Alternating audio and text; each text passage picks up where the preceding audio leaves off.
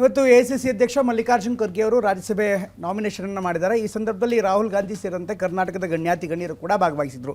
ಇನ್ನೊಂದು ಕಡೆಗೆ ಬಿಜೆಪಿ ಇದುವರೆಗೂ ಕೂಡ ರಾಜ್ಯಸಭಾ ನಾಮಿನೇಷನ್ ಅಥವಾ ಟಿಕೆಟ್ ಅನ್ನು ಅನೌನ್ಸ್ ಮಾಡಿಲ್ಲ. ನಾಳೆ ಅನೌನ್ಸ್ ಮಾಡುವಂತ ನಿರೀಕ್ಷೆ ಇದೆ.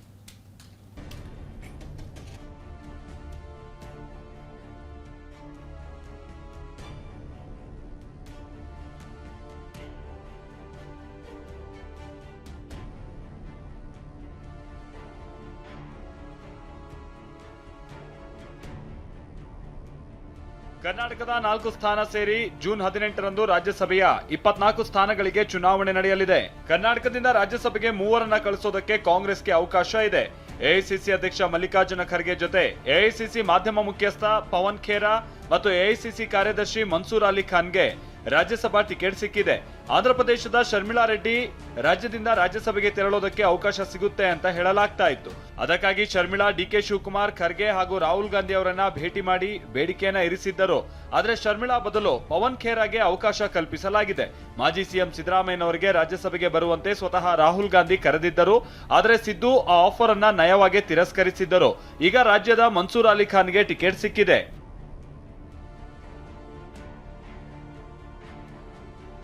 ಖರ್ಗೆ ನಾಮಪತ್ರ ಸಲ್ಲಿಸಲು ದಿಲ್ಲಿಯಿಂದ ಬಂದ ರಾಹುಲ್ ಗಾಂಧಿ.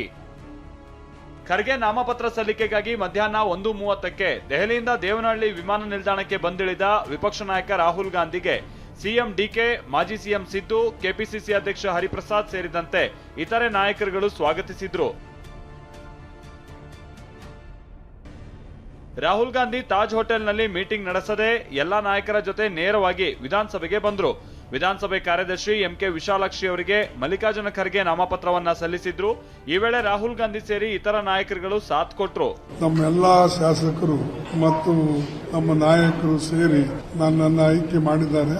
ಈಗ ಚುನಾವಣೆ 18ನೇ ತಾರೀಕು ಕೂಡ ಎಲ್ಲ ಒಕ್ಕಟ್ಟಾಗಿ ಒಂದಾಗಿ ಕಾಂಗ್ರೆಸ್ ಅಭ್ಯರ್ಥಿಗೆ ಗೆಲ್ಲಿಸ್ತಾರೆ ಅಂತ ಹೇಳಿ ನನ್ನ ವಿಶ್ವಾಸ ಇದೆ. ಕರ್ನಾಟಕದಿಂದ 3 ರಾಜ್ಯಸಭೆಗೆ ಆಯ್ಕೆಯಾಗೋದು ಪಕ್ಕಾ. ಕರ್ನಾಟಕ ವಿಧಾನಸಭೆಯಲ್ಲಿ ಕಾಂಗ್ರೆಸ್ ಪಕ್ಷ 134 ಸದಸ್ಯರನ್ನ ಹೊಂದಿದ್ದು 5 ಮಂದಿ ಪಕ್ಷೇತರರು ಹಾಗೆ ಇತರ ಸದಸ್ಯರ ಬಲವನ್ನ ಹೊಂದಿದೆ. ಬಿಜೆಪಿಯಿಂದ ಉಚ್ಚಾಟಿತರಾದ ಎಸ್ಟಿ ಸೋಮಶೇಖರ್ ಹಾಗೂ ಶಿವರಾಮ್ ಹೆಬ್ಬಾರ್ ಇಬ್ಬರು ಕಾಂಗ್ರೆಸ್ ಪರ ಮತ ಚಲಾಯಿಸುವ ಸಾಧ್ಯತೆ ಇದೆ.